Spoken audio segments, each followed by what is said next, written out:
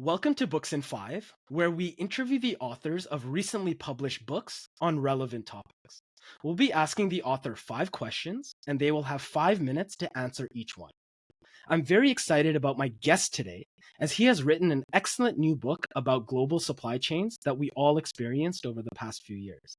Peter, thank you so much for joining us today. Please tell us your full name. Please tell us your full name, the title of your book, and a little bit more about your bio. Sure. I'm Peter Goodman. I'm the global economics correspondent for the New York Times. I'm based in New York, and I've written a book called How the World Ran Out of Everything Inside the Global Supply Chain.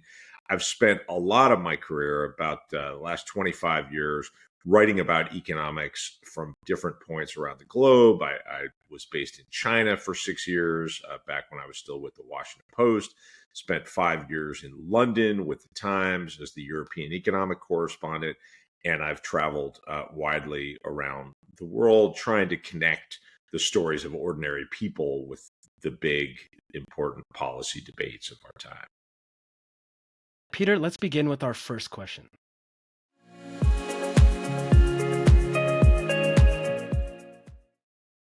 Let's set the table by talking about your firsthand knowledge of global supply chains. Give us a high-level overview of what you were seeing from your perch at the New York Times and your motivation for writing the book. Well, let me take the last part first. My motivation for writing the book, I never imagined that I would find myself writing a book about the global supply chain. It seemed like a pretty dry, arcane subject that was, part of lots of stories that I've written over the years. You can't take measure of the global economy without wrestling with how we make stuff and deliver products to people's doors and to store shelves. But it was really an accidental book. I was living in London during the first wave of the pandemic with my family. And in April 2020, our third child was born in the middle of lockdown.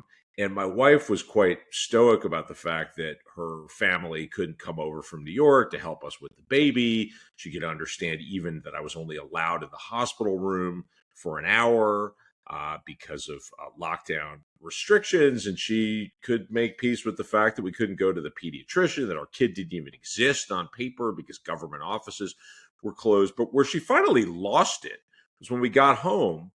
And she said, well, why don't we go get some hand sanitizer, given, first wave of the pandemic, we're worried about deliveries from the Amazon guys.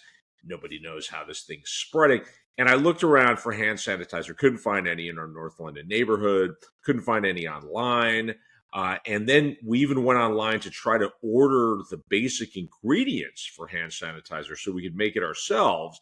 And that was impossible. And my wife looked at me finally and said, well, you're supposed to understand this stuff, Mr. Global Economics Correspondent. What's going on here? And I realized that I didn't have a satisfying answer to that question.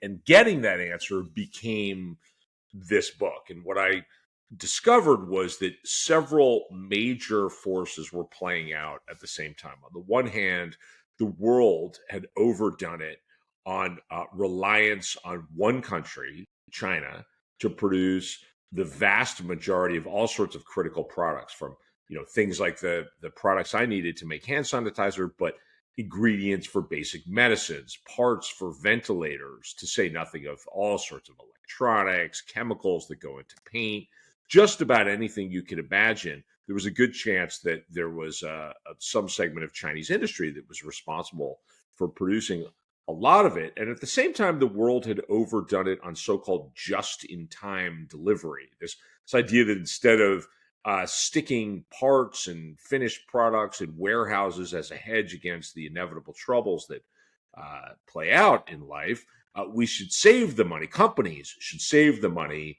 They should give the money to their executives as a reward for being smart enough to go just in time, to go lean, as another phrase had it. They could give it to their shareholders in the form of dividends, which would delight the investor class, make their share prices go up, and everything would work out fine until inevitably we had shocks to the system, because that's just part of life. And the pandemic was the ultimate shock. It was not the cause of the distress and the shortages that I wrote about, but it was the reveal that we had gone too far relying on container ships, the internet, inventory controls, and we just simply weren't provisioned for trouble. And suddenly we had trouble. So my book told both of those stories. Peter, we have about a minute more with this question. Can you talk a little bit about this character that you profile pretty consistently, Hagen Walker? Sure. So the way I told this story was I decided I should follow one container, one shipment of goods from a factory in China to a business in the United States. And I found a wonderful guy named Hagen Walker who had started a company in his college town in Mississippi, Starkville, Mississippi. And he was making these novelty light up cubes, these cubes that light up when they're dropped in water. And he had gotten his first major order from Sesame Street to make these light up cubes turned into Elmo themed bath toys. So my book looks at how this product is made in China, how it was shipped across the Pacific, and all of the problems that befell Hagen Walker as he tried to get this shipment to his warehouse in Mississippi. Let's move to our second question.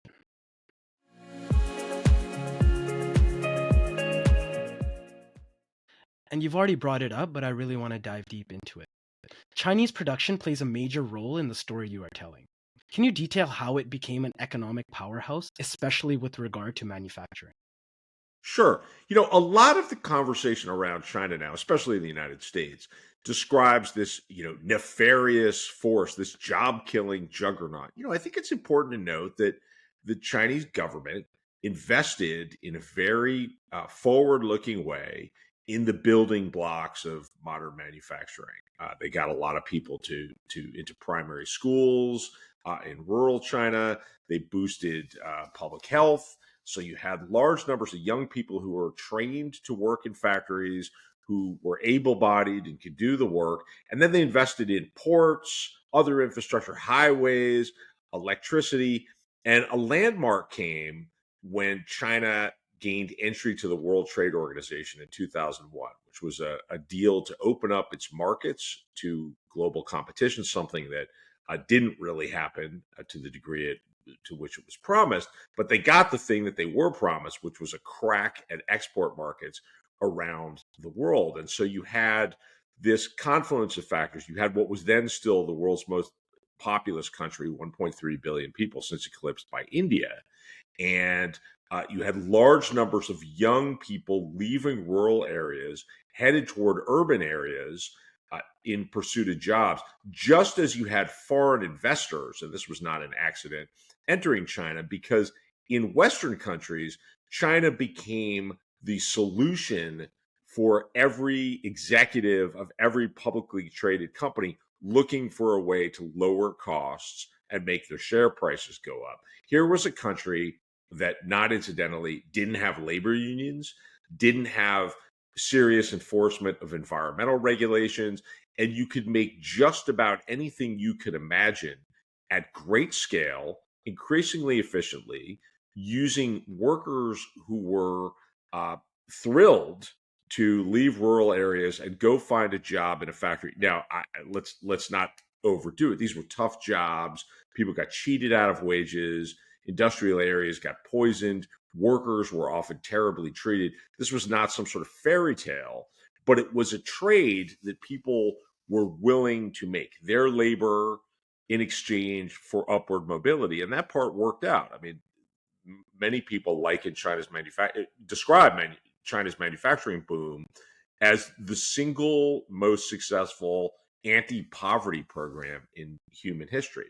And it worked out for multinational companies that could get their products made increasingly high quality for extremely low prices. The people it didn't work out for were workers in countries like the United States who were largely abandoned when their own factories went under. In much of the world, you had national healthcare systems, you had effective job training programs. In the US in particular, joblessness is an especially lonely enterprise. And though politically now it's very convenient to blame China for the problems around joblessness in factory towns in the US, it's really home cooking, as I argue in the book, and the strains of joblessness in places like the industrial Midwest of the US really can be explained not by decisions made in Beijing as much as decisions made in boardrooms in New York, in Congress, in Seattle. And so what you got was a consumer bonanza, an opportunity to lower costs for profit-making companies, and an enormous backlash that's still upon us in the U.S. against trade, as upwards of 1 million people lost their jobs in the decade or so after China entered the World Trade Organization. Let's move on to our third question.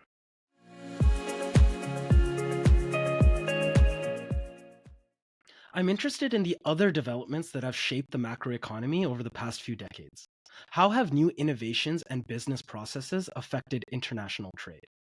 So, in terms of the story that I'm telling, you had not only the rise of giant regional trade deals, but you also had technological developments, the internet, of course, but also container shipping. I mean, this is a part of the story that I think requires a lot of attention. Before container shipping was developed in the 1950s, shipping was a very dangerous, slow, risky endeavor. Every cargo ship that pulled into a port had to be loaded in a custom fashion by a bunch of dock workers who would frequently lose fingers, sometimes their lives, as stuff would shift around. They'd have to figure out, how do we put this drum full of chemicals over here alongside a side of beef over there? It was like a complicated jigsaw puzzle.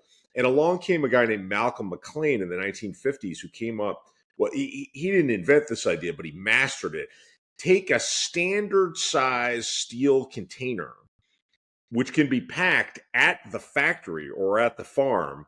And then you can lift it with a crane. You can load it onto the back of a truck or onto a rail, a collection of rail cars, and moved on the rails, and then loaded onto ships at ports. And suddenly so much of the friction is taken out of the process that you can now load ships in a matter of hours that previously took days. This diminishes the power of dock workers, who are some of the most well-organized and militant labor unions on earth, which lowers the cost for shipping. And suddenly it makes it possible, if you're running a multinational company, to treat a factory across the Pacific from your customers in North America, in China, as functionally the equivalent of a factory in Canada or the United States or Mexico. You're connected to the grid. You can use the internet to communicate with people across oceans. You can use cheap container shipping. And then along comes just in time, this idea pioneered by Toyota in Japan at the end of the Second World War. Very sensible idea. Just make as much product as you need to replace what you're selling instead of making stuff en masse, the way Henry Ford had done at Ford with the dawning of the Model T in the US in the 19 teens. And along come consultants working for publicly traded companies trying to maximize their share prices in the 1980s. And they say, listen, instead of wasting money, corporate CEO, putting parts in a warehouse, give it to yourself in the form of boosted executive pay as a reward for being smart enough to hire, a consultancy like McKinsey. And this constellation of factors, just in time, cheap container shipping, and the internet, brings us to the state where suddenly you've got businesses separated from their factories by oceans, and gives us great rewards, but also makes us very vulnerable. We have about 60 more seconds. Peter, can you talk a little bit more about the consulting class and what they've brought to the table? Sure. So the consultants are working for publicly traded companies that are interested in catering to Wall Street's hunger for particular metrics. And there's often, as I lay out in the book, a real separation between what we can call commonsensical business practices and satisfying some trader sitting at a desk on Wall Street just looking for progress as captured by one line item in a spreadsheet. My favorite example is I discovered in the worst of the pandemic supply chain disruptions, there was an engineer at Union Pacific, this giant cargo rail company in the western part of the United States, who discovered he was pulling cargo to the wrong destination, not by accident, but because the railroads had instituted their version of just in time. They called it precision scheduled railroading. And they were telling Wall Street, we're going to lower dwell time. That's the amount of time that a container will sit in any one place. So the guy who's operating the rail yard in Nebraska is operating under the mantra to just attach as many rail cars to the next train leaving the yard, regardless of where they're going. So trains that are supposed to be taking auto parts to California are bringing them north to Oregon. And this is just one of countless examples of how the consulting class took sensible ideas like just in time and turned them into very inefficient business practices. Let's move on to our fourth question.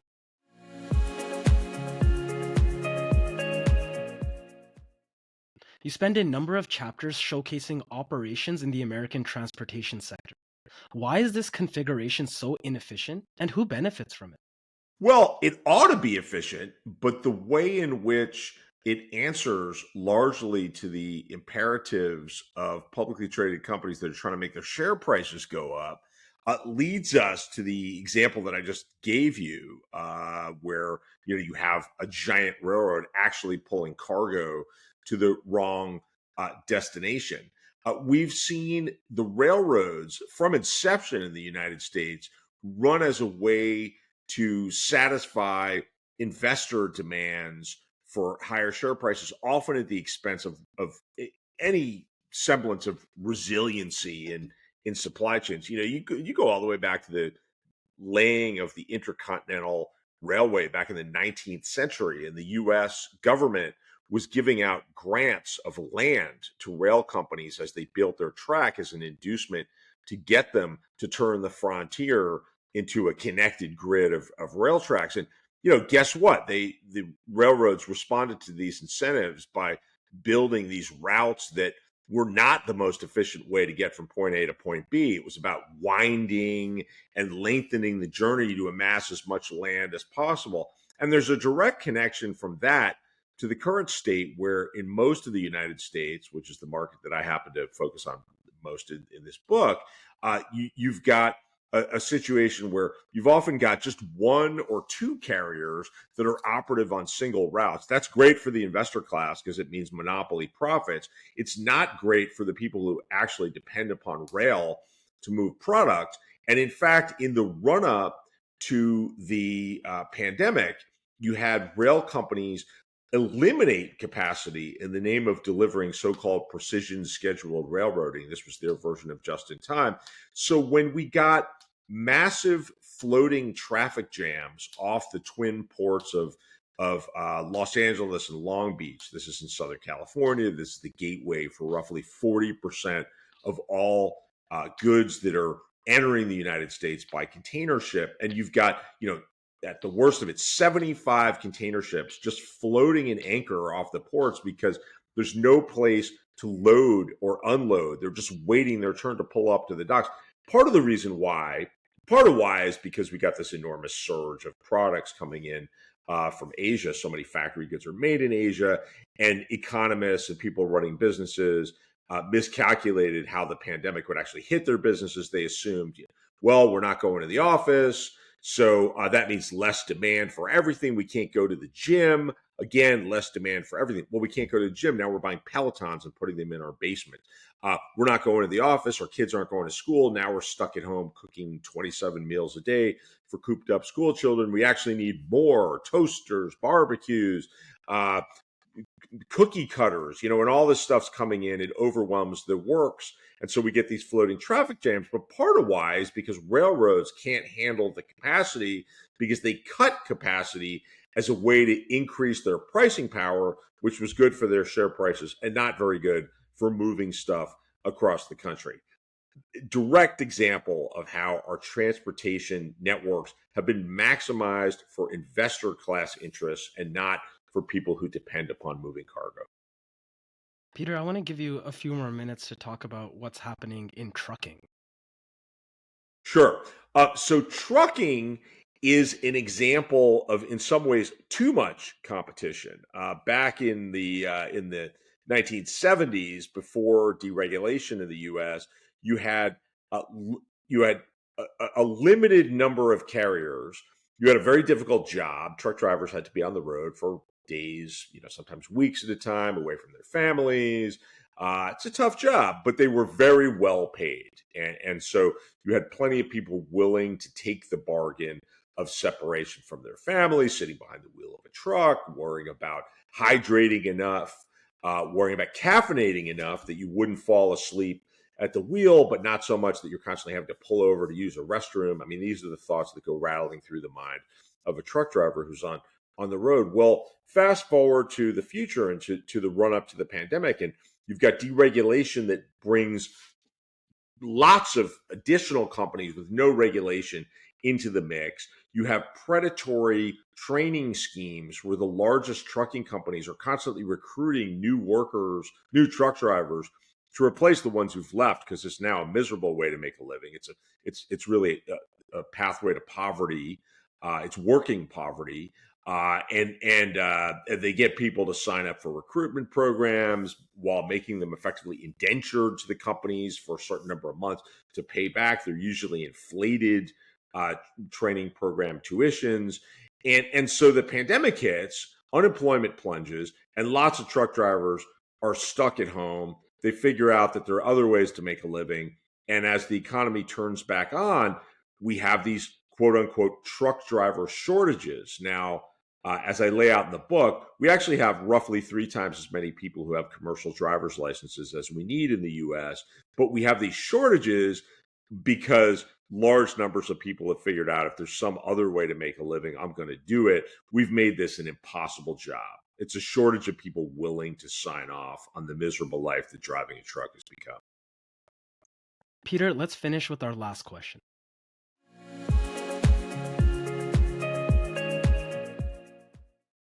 The book concludes with an exploration of more productive alternatives to what we have discussed.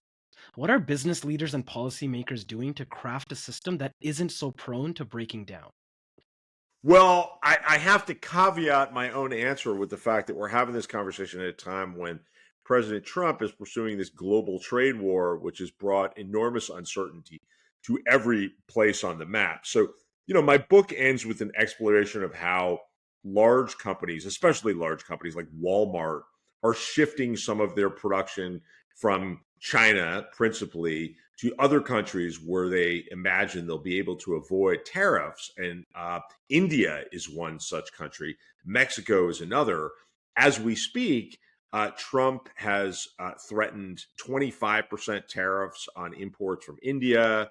Mexico, despite being part of the regional trade agreement that Trump himself negotiated in the first term with Mexico and Canada, he's now decided, at least is telling us publicly, that it's a terrible deal. And so we've got tariffs threatened against Canada, tariffs threatened against Mexico. So this has made it very difficult for companies to plan. But in big picture, post-pandemic, companies that could afford it, this is not Hagen Walker in Mississippi who, he's running a small business. He can't break up with China even though he wants to, but bigger companies, Walmart, Target, Amazon, that were able to actually charter their own container ships in the pandemic, they are actively seeking to limit their dependence upon Chinese production. But that's now, as we speak, been thrown into great chaos by these threatened Trump tariffs. And the net effect of that is companies are just deferring investments, they're deferring hiring, and there's a risk of a global recession as a result. But the message is certainly out there that if you overdo it with just in time, if you overdo it with a reliance on any one part of the map to make your goods, and especially a country that not just Trump, but his predecessor Biden as well decided to have a trade war with, and that's China. you run the risk of further disruption, chaos, product shortages. So there is a sense that we need greater resilience.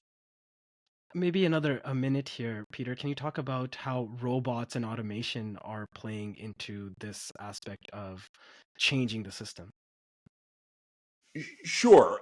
So, at the same time, you've got the rise of automation, more sophisticated forms of robotics, and that actually makes it in in industries where labor costs are more sensitive, or in places where profit margins are so high that companies can afford to invest in greater technology. That actually makes it possible to move factory production back across the Pacific from Asia to North America, relying upon regional trade more than global trade. And by the way, the similar picture is playing out in other parts of the globe. I mean, as a result of robotics and automation, as well as concern about depending upon supply chains that stretch across oceans, Chinese companies are increasingly focused on Southeast Asia for production. European companies are focused on Turkey, Eastern Europe, North Africa for production as well. We're likely to see not an abandonment of globalization, but a more complicated form of globalization where the region matters more than the globe. Peter, that has been our 5 questions. You've answered them in 5 minutes. Let's move on to our bonus questions.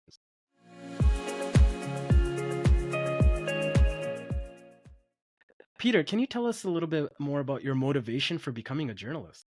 Sure. I've always wanted to be a journalist. I mean, since the time I was 6 years old and I had a bunch of kids in my parents' apartment set up as a little newsroom, wandering the neighborhood to write about fires and stuff that we noticed on the sidewalks of Manhattan. It's just a fascinating license to wander the world and meet all sorts of different people and tell their stories. But my motivation is principally about accountability. I'm motivated by finding examples of injustice and bringing them to light. Obviously, the book is a major accomplishment, but can you tell us about another story that you are proud of? When I was based in China, I spent more than a year investigating how the foreign adoption pool was being filled by the children of migrant workers who were being abducted and sold to orphanages and then sent out around the world, but especially to the US, as what I came to see as counterfeit orphans.